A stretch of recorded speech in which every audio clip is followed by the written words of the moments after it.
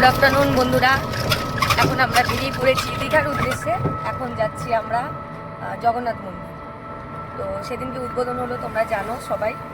তো চলো আমরা কে কে যাচ্ছি সেটা তোমাদের দেখাচ্ছি। চলো,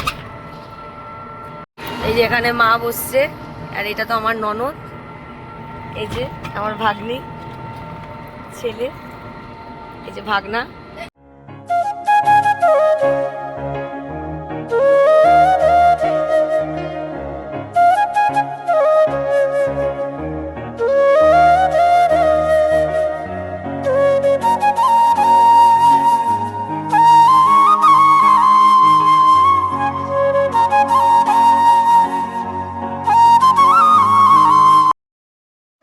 মন্দিরের বাইরেই জুতো খুলে তারপরে মন্দিরে প্রবেশ করার সুব্যবস্থা রয়েছে। এই মন্দিরটি 30শে এপ্রিল অর্থাৎ 2025 সালের অক্ষয় তৃতীয়ার দিন এই মন্দিরটি প্রাণ প্রতিষ্ঠা হয়েছে। জগন্নাথ মন্দির হল প্রভু জগন্নাথকে উৎসর্গ করা একটি গুরুত্বপূর্ণ হিন্দু মন্দির। এটি হচ্ছে বিষ্ণুর একটি রূপ।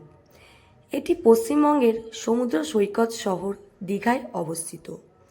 এই মন্দিরে প্রবেশের জন্য রয়েছে মোট 4টি দুয়ার। মূল দুয়ার দিয়ে ঢুকে সামনে আছে দীপস্তম্ভ। এই দীপস্তম্ভের পাশাপাশি তাকালে অরুণ স্তম্ভ দেখা যাবে। অরুণ স্তম্ভের বিপরীত দিকে রয়েছে সিংহদুয়ার। এই মন্দিরটি 20 একর জমির উপর তৈরি করা হয়েছে। সিংহদুয়ারের পিছনেই রয়েছে ব্যাঘ্রদুয়ার। এই মন্দিরটি নির্মাণের জন্য রাজস্থানের বংশী পাহাড়ের বিখ্যাত বেলে পাথর ব্যবহার করা হয়েছে। মন্দিরের ভিতরেই রয়েছে নাট মন্দির। সেই নাট মন্দিরগুলিতে বিষ্ণুর বিভিন্ন রকমের রূপ পাথরে খোদাই করা, সেগুলি সব মন্দিরের ভিতরে স্থাপন করা হয়েছে। সেগুলো দেখতে অপূর্ব। মন্দিরের কারুকার্যগুলো খুবই সুন্দর। এখনও মন্দিরের কাজ চলছে, আশেপাশে তাকালে সেগুলো লক্ষ্য করা যাবে। এই মন্দিরটি ভোগ রান্নার জন্য ব্যবস্থা করা হয়েছে, কিন্তু ভোগ রান্নার জন্য এখানে কোনো জ্বালানি নয়, এখানে গ্যাসের ব্যবহার করার ব্যবস্থা রয়েছে।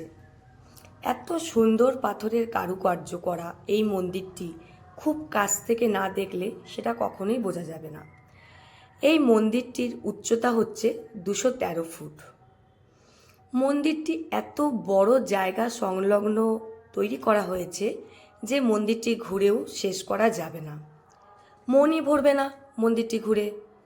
এত সুন্দর এই দীঘার উপরে এত সুন্দর মন্দির, দীঘায় যারা আসবে অবশ্যই সেটা তো প্রদর্শন করবেই। কারুকার্যগুলো খুব কাছ থেকে দেখলে বোঝা যাবে যে কারুকার্যগুলো কত নিখুঁতভাবে তৈরি করা হয়েছে।